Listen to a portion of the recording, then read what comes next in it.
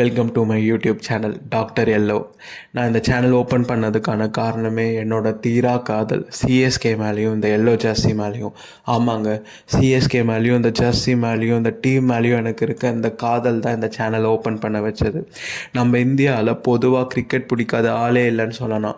அதுவும் 90s கிட்ஸ்க்கு சொல்லவே தேவையில்லை. நான் ஒரு 8th ஸ்டாண்டர்ட் படிச்சுட்ருப்பேங்க. அப்போ தான் ஃபஸ்ட் டைம் ஐபிஎல்னு ஒன்று கொண்டு வராங்க. அப்போ ஐபிஎல் பற்றியும் அந்த டோர்னமெண்ட் ஃபார்மெட் பற்றியும் அந்த பாயிண்ட் சிஸ்டம் பற்றி எதையுமே தெரியாது. ஆனால் எனக்கு அந்த டைமில் டோனி ரொம்ப பிடிக்குங்க. டோனியும் பிடிக்கும். அது மட்டும் இல்லாமல் டோனி நம்ம ஐபிஎல் ஆட போகிறாரு, சென்னை டீமுக்காக ஆட போகிறாருன்னு நான் கேள்விப்பட்டேன். அப்போ தாங்க ஃபஸ்ட் டைம் டிசைட் பண்ணேன், சரி ஓகே டோனி ஆடுறாங்க, சரி நம்ம டீமுக்காக சென்னைக்காக ஆடுறாங்க, அப்படி இருக்கப்போ கண்டிப்பாக பார்க்கணுன்னு நான் ஃபஸ்ட் டைம் யோசித்து ஸ்டார்ட் பண்ண ஆரம்பித்தேங்க. ஆனால் அதுக்கு அப்புறம் என் வாழ்க்கையில் நடக்க போகிறதுலாம் நான் நினச்சி கூட பார்க்காததுங்க. ஆமாம், ஏன்னா நம்ம தமிழ்நாட்டில் இருப்போம். ஸோ தமிழ்நாட்டில் இருக்கிறதுனால இங்கே இருக்க எல்லாம் நம்ம ஃப்ரெண்ட்ஸ் ஃபேமிலி எல்லாமே சென்னைக்கு தான் ஃபாலோ பண்ணுவோம், சென்னை டீம் தான் ஃபாலோ பண்ணுவாங்க, சப்போர்ட் பண்ணுவாங்கன்னு நினைப்போம். ஆனால் அங்கே தாங்க வேறு லெவல் ட்விஸ்ட்டு. என்னென்னா, என் ஃப்ரெண்ட்ஸ் கேங்கில் ஒருத்தனுக்கு கௌதம் கம்பீர் பிடிக்கும். அதனால் அவன் டெல்லியை ஃபாலோ பண்ண, டெல்லி டீம் பிடிக்கும், அதை ஃபாலோ பண்ண போகிறேன்னு சொன்னான். இன்னொரு பையன் தீவிரமான டிராவிட் ஃபேனுங்க. அவன் நான் ஆர்சிபிக்கு சப்போர்ட் பண்ண போகிறேன்னு சொன்னான். இது இல்லாமல் எங்கள் வீட்டில் எங்கள் அப்பாவும் என் பெஸ்ட் ஃப்ரெண்டும் 2 பேரும் நம்ம சச்சின் ஃபேனுங்க. அதனால் நான் மும்பைக்கு தானே சப்போர்ட் பண்ண போகிறேன்னு சொல்லி ஸ்டார்ட் பண்ணிட்டாங்க. என்னடா அது, இவ்வளோ நாள் கிரிக்கெட்னாலே நம்ம எல்லாம் இந்தியாவுக்கு ஒன்றா தானே சப்போர்ட் பண்ணோம், இப்போ ஏன் எல்லோரும் ஒருத்தரை இப்படி மாறி மாறி சப்போர்ட் பண்ணுறாங்க யோசிக்கிறப்ப தான் ஒன்று புரிஞ்சது. ஸோ கண்ட்ரின்னு வந்துட்டால் இந்தியாவுக்கு தான், ஆனால் ஐபிஎல்னு அவங்களுக்கு யாரை பிடிக்குமோ அந்த டீம் தாண்டா நான் சப்போர்ட் பண்ணுவேன்னு இருக்காங்களா. அதுதான் அன்றைக்கி தாங்க ரியலைஸ் ஆச்சு. அதுக்கப்புறம் ஒவ்வொரு சம்மரும் இந்த ஏப்ரல் மே வந்துட்டாலே போதுங்க. அப்போல்லாம் என்னென்னா, இந்த ஐபிஎல் ஸ்கெடியூலு, ஐபிஎல் பற்றி நியூஸ்லாம் மோஸ்ட்டாக ஃபோன்லாம் இருக்கிறதுனால நமக்கு தெரியாது. அதில் எல்லாமே நியூஸ் பேப்பரில் தான் வரும். ஸோ நியூஸ் பேப்பர்லேயும் இந்த சோனி மேக்ஸ்லேயும் பார்த்து தான் நம்மளால் தெரிஞ்சுக்க முடியும். நியூஸ் பேப்பரில் அது ஐபிஎல் பற்றின ஸ்கெடியூல் வந்தோடனே அதை கட் பண்ணி நோட்டில் ஒட்டிடுவோம். நோட்டில் ஒட்டிட்டு ஸ்கூலுக்கு என் டீமுக்கு உன் டீமுக்கு எப்போ மேட்ச், இந்த மாதிரி கான்வர்சேஷன் ஸ்டார்ட் பண்ணி ஒவ்வொரு டைமும் சிஎஸ்கே ஜெயிச்ச உடனே மறுநாள் போய் ஸ்கூலில் பண்ணுற அலப்பறைக்கு அளவே இல்லைங்க. ஆனால் அதுவே நம்ம சிஎஸ்கே டீம் நம்ம ஃப்ரெண்ட்ஸோட டீம் கிட்ட தோத்துடுச்சுன்னு வச்சுக்கோங்க, அவ்வளோலாம். அடுத்த நாள் ஸ்கூலில் வச்சு செய்வாங்க பாரு. இருந்தாலும் அந்த டைமில் நம்ம டீமை விட்டு கொடுக்கக்கூடாதுன்னு டிஃபெண்ட் பண்ணுவோம் பாருங்கள். அப்போ தாங்க ரியலைஸ் ஆகும், ஓகே நம்மளுக்கு இந்த டீம் ஜஸ்ட் சப்போர்ட் பண்ணல, இந்த டீம் மேலே நம்ம வச்சுருக்க லவ் அப்போ வெளிப்படும் பாருங்கள் டிஃபெண்ட் பண்ணுறப்போ. அப்போ தாங்க ஃபஸ்ட் டைம் ரியலைஸ் பண்ணேன். இவ்வளோ நடந்ததுக்கப்புறம் முதல் கோர் மெமரி, அது ஃபஸ்ட்டு கப்பு வாங்கினப்போ கூட இல்லைங்க, 2011 ஆர்சிபியோட ஃபைனல். அந்த ஃபஸ்ட்டு ஓவர் அஸ்வின் ஸ்பெல் போட்டு கெயில தூக்குவார் பாருங்க, தூக்கிட்டு கையை அப்படி வச்சுட்டு ஒரு ரன்னை கொடுத்து ஓடி செலிப்ரேட் பண்ணுவார் பாருங்க. அது கூடவே நம்ம தலையும் பாலை தூக்கி போட்டு ஒரு செலிப்ரேஷன் பண்ணுவாங்க.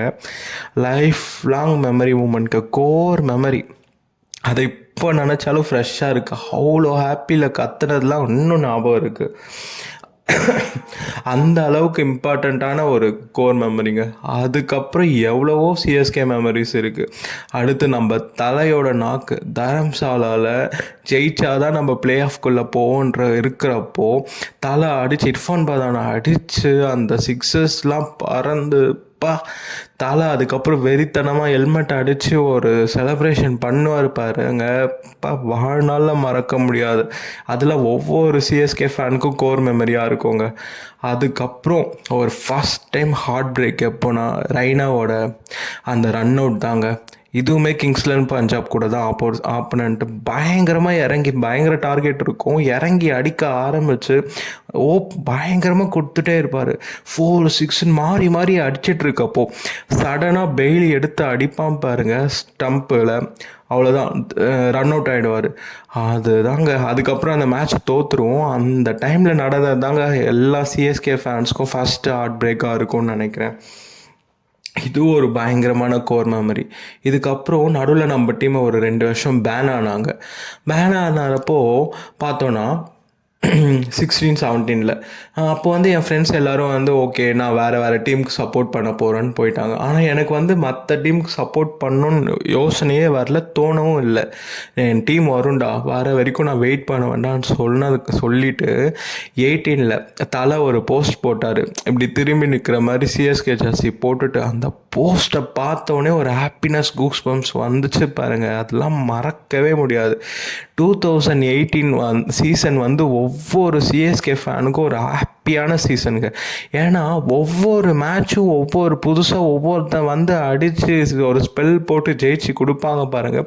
அதுவும் கம்பேக் பண்ணுறப்போ ஃபஸ்ட்டு கேமே எம்ஐயை போய் வேங்கடையில் போய் அடித்து நம்ம பிராவோ அடித்து முடிப்பாங்க பாருங்கள். வேறு லெவல் நாக்குங்க. அதெல்லாம் சத்தியமாக மறக்கவே முடியாது. அந்த சீசனில் வின் பண்ணதுக்கப்புறம் 2019 செகண்ட் ஹார்ட் பிரேக்குங்க. அந்த ஃபைனல்ஸில் உயிரை கொடுத்து பேட்ஸ்மேன் ஆடி ரத்தம் சிந்தி ஆடி கடைசி வரைக்கும் கொண்டு வந்து ஷர்துல் தாக்கூர் கடைசி பாலில் மிஸ் பண்ணுவாங்க பாருங்க, சான்ஸே இல்லை. அவன் இப்போ கூட ஷர்துலை திட்டணும்னு தோணும். ஸ்ட்ரெயிட்டாக ஆடி இருக்கலாமே, ஸ்ட்ரெயிட்டாக தொட்டுட்டு ஓடி இருக்கலாமே, ஏன் மிஸ் பண்ணான்னு சொல்லிட்டு இப்போ கூட நினச்சா கூட கஷ்டமாக இருக்குங்க. அந்த அளவுக்கு ஹார்ட் பிரேக்கு. கிட்டக்க வந்து விட்டோமே, டூ இதில் ரன்ஸில் விட்டோமேன்னு சொல்லிட்டு அவ்வளோ கஷ்டம் ஆயிடுச்சு. அதுக்கப்புறம் 2020 ஒரு டிப்புங்க. அதுவும் அங்கே போயிட்டு தலையால் அடிக்க முடியாமல் நடுவில் என்ன நம்ம டீம் அவ்வளோதானே. ஏன்னா சிஎஸ்கேனாலே பிளே ஆஃப்ஸ் தான். எத்தனை டீம் இருந்தாலும் சிஎஸ்கே கண்டிப்பாக பிளே ஆஃப்ஸ் போயிடும். பிளே ஆஃப்ஸில் ஒரு ஸ்பாட் சிஎஸ்கேக்கு தான் சொல்கிற மாதிரி இருந்துச்சு. ஆனால் அந்த டைமில் சிஎஸ்கே பிளே ஆஃப் போகாமல் தலையாலும் வந்து ஃபினிஷ் பண்ண முடியாமல் நமக்கே டவுட் ஏற்பட்டு அந்த டைமில் தலை சொல்வார் வி ஆர் நோன் ஃபார் கம்பேக்னு. அப்படி சொன்னதுக்கப்புறம் 21 கம்பேக் கொடுத்து ரூட் ஆஃப் ஆப்பும் சேர்ந்து அடித்து முடித்து நமக்கு ஒரு கப் அடிப்போம் பாருங்கள், வேறு லெவலுங்க. அதுக்கப்புறம் 2022 மறுபடியும் டிப்பு இருந்துச்சு. ஆனால் அதையும் தாண்டி 23 வந்து அந்த ஃபைனல்ஸ் ஒரு மறக்க முடியாத ஃபைனல்ஸ்னால் 23 ஃபைனல்ஸ் தாங்க. இப்போ கூட கேட்டால் சிஎஸ்கே ஃபேன்ஸ்க்கு மோஸ்ட் ஆஃப் த ஃபேன்ஸ்க்கு எந்த கப்பு ரொம்ப அவங்களுக்கு பிடிக்கும்னா அந்த 23 கப் தாங்க. ஏன்னா மேட்ச் 3 நாள் நடந்து மழைனால இன்டர்ப்ட் ஆகி கடைசி வரைக்கும் போய் கடைசி ஓவரில் கூட டூபே வந்து நிறைய டாட் ஆகிடும். ஐயோ அவ்வளோதான் முடிஞ்சுன்னு நினைக்கிறப்போ 2 பாலில் 10 ரன்ங்க, அவ்வளோதான் தலையை அவுட் எல்லாம் முடிஞ்சு இந்த மேட்ச் அவ்வளோதான், இந்த டைம் கப் இல்லை நினைக்கிறப்போ 2 பால்லங்க 4-6 2 இது அடித்து முடிச்சு ஜடேஜா ஒரு செலிப்ரேஷன் பண்ணுவார் பாருங்க, தளபதி நிரூபிச்சு. அது என்னன்னா, இப்போது லைஃப்பில் நம்ம எவ்வளோ தான் டவுனில் இருக்கலாம், நமக்கு வந்து நம்பிக்கையே இல்லாமல் இருக்கலாம், அவ்வளோதான் முடிஞ்சுன்னு இருக்கிறப்போ, ஆனால் நமக்கு 1% சான்ஸ் இருக்குன்னு லைஃப்பில் இருக்குன்றப்போ நம்ம கண்டிப்பாக அந்த 1% சான்ஸ்க்காக நம்ம லைஃப்பில் போராடுறோன்ற நமக்கு புரிய வச்ச மேட்ச் மாதிரி இருக்குங்க அது. ஏன்னா அந்த அளவுக்கு தாங்க இருந்துச்சு, 1% சான்ஸ் தான் இருந்துச்சு. அந்த சான்ஸை கிராப் பண்ணி ஜெயிச்சு கப் அடித்தோம் பாருங்கள், சாம்பியன்ஷிப்பு. சான்ஸே இல்லைங்க. அன்றைக்கி நைட்டு ஹாஸ்டலில் எல்லாம் கத்திட்டு செலப்ரேட் பண்ணது இன்னியும் அப்படியே கோர் மெமரியாக பதிஞ்சிருக்கு. இவ்வளோ லைஃப் ஃபுல்லாக ஒரு பார்ட் ஆஃப் ஜேர்னியாக இருந்த அந்த சிஎஸ்கே எவ்வளோ ஹைஸ் லோஸ் நம்ம லைஃப்பில் தந்திருக்குன்னு நினைக்கிறப்போ சான்ஸே இல்லைங்க. அப்படிப்பட்ட இந்த சிஎஸ்கே பற்றியும் அது ரிலேட்டடான நியூஸு இப்போ அடுத்து மினி ஆக்ஷன்லாம் வரப்போகுது, அது ரிலேட்டடாகவும் ஐபிஎல் ரிலேட்டடாகவும் பேசுகிறதுக்காக தான் இந்த சிஎஸ்கே இந்த டாக்டர் எல்லோன்ற நான் சேனல் ஓப்பன் பண்ணியிருக்கேன். என்னோடய கண்டென்ட் பிடிச்சிருந்தா லைக் பண்ணுங்கள், ஷேர் பண்ணுங்கள், சப்ஸ்கிரைப் பண்ணுங்கள். இது தவிர்த்து மேலும் நான் வந்து இந்த ஆக்ஷன் பற்றி மாதிரி நிறைய வீடியோஸ்லாம் அடுத்தடுத்து போடுற மாதிரி இருக்குது. So bye guys.